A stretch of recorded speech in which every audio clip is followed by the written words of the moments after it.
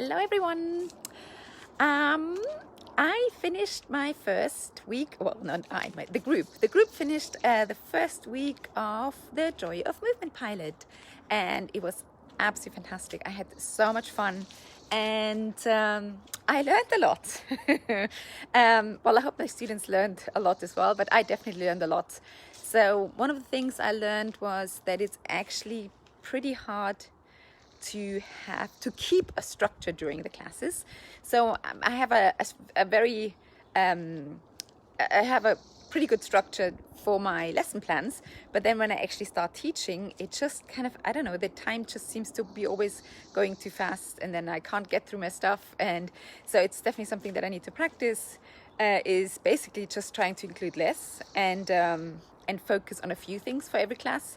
I always have the tendency, I want to do everything and then well, obviously it's kind of hard to do everything in 40 or 45 minutes. So that's one of the things that I need to improve, and also I need to work on progressions.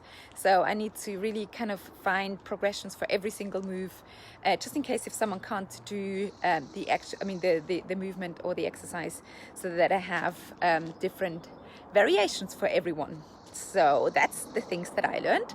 And something that I found was very interesting is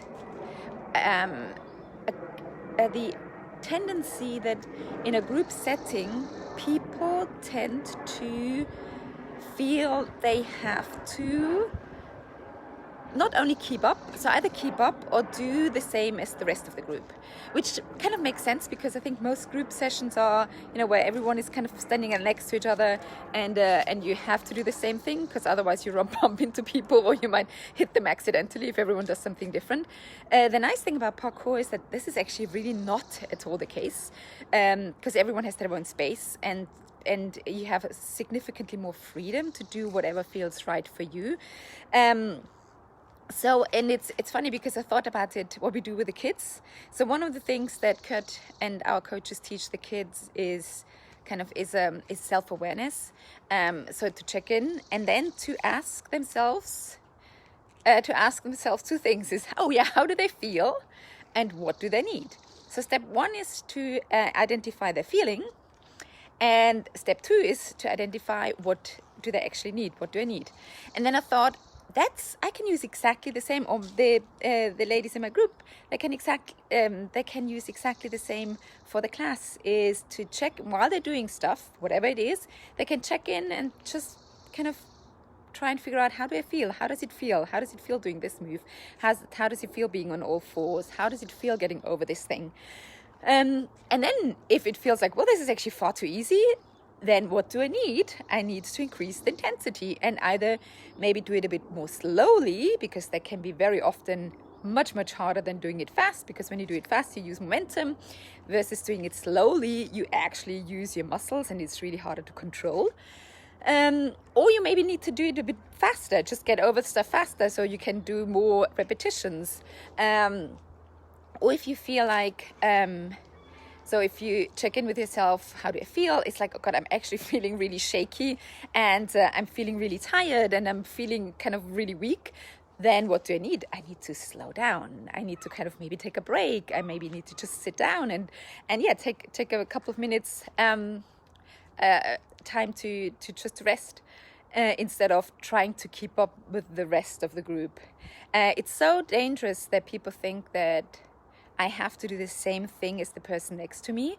And again, that's really something that parkour teaches you, because, and this is not an exaggeration, if I did the same thing as the people next to me in parkour, I would absolutely be dead by now. Like, no question, I would not be here, because they are amazing, and they're all extremely good, and they do enormous jumps really high up. If I tried that, I wouldn't make it to the other side, and I would fall and break every single bone in my body. So trying to keep up with the person next to you is really a bad idea. I'm not saying that you can't use them as inspiration, and if you feel good, as a motivation to kind of to push yourself a little bit. But if you feel like you're weak and you're shaking and you're not feeling good, trying to keep up with the person next to you is a really bad idea. So so that's my message for today. It's those two questions that don't only work for kids, but they also work for adults, is to check in with how do I feel, and then ask for what you need. So you can either ask another person, you can ask one of the people in your group to kind of show you something, or you can definitely always ask the coach or the instructor, but you can also ask yourself. And it's like, what do I need? I need to slow down, or I need to speed up, or I need to make it easier, or I need to make it a bit harder. And then you personally get the most out of it. And it really does not matter one bit what the person next to you does. Completely irrelevant. Yeah, so that was my message for today. And well, I wish you all a fantastic Sunday evening, and I'll see you again next time. Bye bye.